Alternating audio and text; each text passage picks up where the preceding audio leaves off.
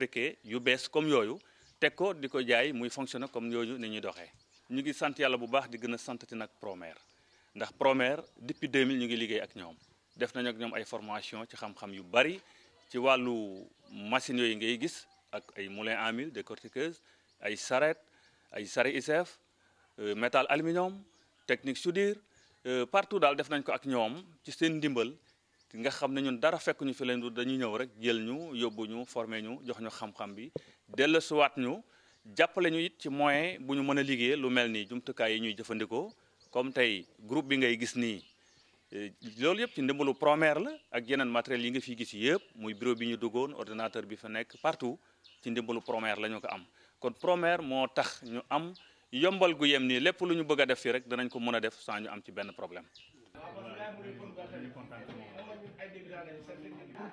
Ces gens-là, je les appelle les diables. Pour moi, ce sont des génies de la technique. Ce qu'ils nous demandent seulement, c'est d'être appuyés. Parce que sans eux, nous ne pourrons même pas travailler. Moi j'encadre des gens jusqu'en Gambie. Les femmes de Sabouya, c'est à cause de ces rotors-là qu'on cultive leur rizière pour leur permettre d'être efficaces et de gagner du temps. Vous voyez, ces lames sont cassées ou elles ne sont pas adaptées. S'il faut les commander en Europe, ça nous prendra du temps. Et eux, ils m'ont fait ça à moins de 15 jours. Sinon, il faut attendre 3 mois, la campagne est terminée. Donc, je viens de Koutango à 15 km d'ici pour lui demander de me faire toutes les modifications nécessaires afin que je puisse aller faire mes travaux là. Parce que maintenant, nous attaquons la campagne d'oignons. Or, il faut que tout soit prêt pour qu'il n'y ait pas de retard. Il y a d'autres villages qui attendent ce même motoculteur-là pour travailler. Sans eux, il faut commander ça. D'ici la France, ça va mettre combien de mois? Eux, en une fraction de seconde, je les appelle les diables, ils me font ça et je rentre chez moi. C'est pourquoi il faut les remercier et les appuyer. Et je pense que l'action du Promer est extrêmement importante parce que ça les appuie en matériel et tout. À Thiénaba, dans la région de Thiès, la noix d'anacarde est devenue une ressource incontournable.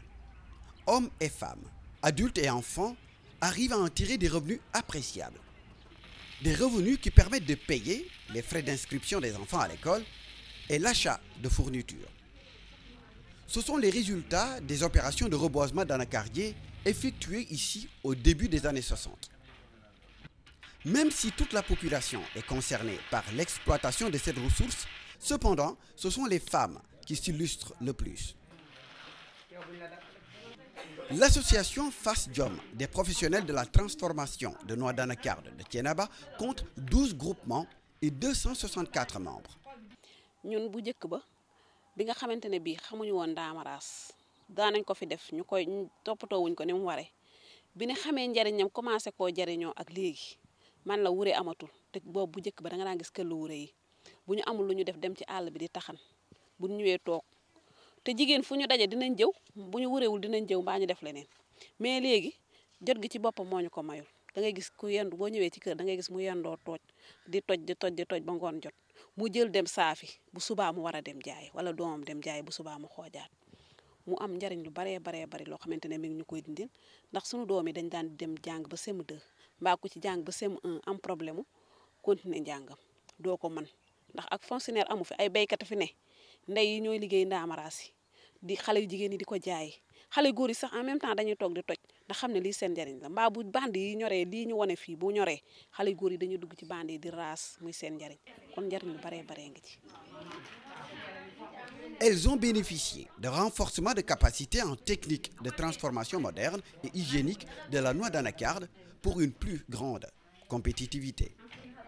jox nañ ñu appui institutionnel 1,3 million yoo nga xam ni dañ ko war a exécuter aussi defal nañ ñu formation élus yu nekk defal nañ leen formation naka lan mënu nekk ci seen kuréel aussi comme ni mu ko waxee technique yu bees yu nga xam ni jàngal nañ ñu ko muy bouilloire bi nga xam ni xam naa gis ngeen ko fële moom lañ ñu jàngal naka la ñuy stocké nan la ñuy sélectionné naka lañ koy taillé weer ko saaf ko trier ko def ko ci ay sachet déjà amoon nañ ay machine gën nañ ñu wan nu nga xam ni technique yu nga xam ni dinañ ko gën a mën a def defaral nañ ñu logo aussi ba nga xam ni suñu étiquette yi ku nga xam ni triché na ko rek mën nañu dal ci sa kaw ndax bu njëkk étiquette yi ñu amoon kenn ku ci ne da nga daan dem créer sa GIE def yi ngay def mais léegi Promer defal nañ ñu logo yu nga xam ni vraiment ku ko gis ku ne da ngay gën a sawar ci sunu produit yi. Au vu des résultats obtenus, la communauté rurale a rejoint le Promer pour améliorer l'activité des femmes. Un terrain a été mis à disposition pour la construction de cantines, un endroit exclusivement destiné à la vente de noix d'anacarde. Nous allons les donner des terres, les terres qu'elles ont besoin, soit pour des sièges de femmes, soit pour leur transformation, soit pour des cantines à vendre le produit qu'elles fabriquent. Troisièmement, nous préconisons également de travailler avec eux sur une plantation d'acajou. Donc cette plantation pourra leur permettre d'avoir demain des noix qu'elles pourront transformer. Parce que présentement, elles achètent les noix d'acajou ailleurs. Mais ici à Thiénaba, nous n'avons pas suffisamment d'arbres pour les autosuffire en noix d'acajou. Toujours dans la région de Thiès, à Fandène, les populations ici ont bâti l'économie locale autour du rognier. Partout dans la zone, les rogniers s'élancent majestueux vers le ciel, participant à la beauté des lieux. L'exploitation du rognier est une pratique traditionnelle qui a pris aujourd'hui de l'ampleur.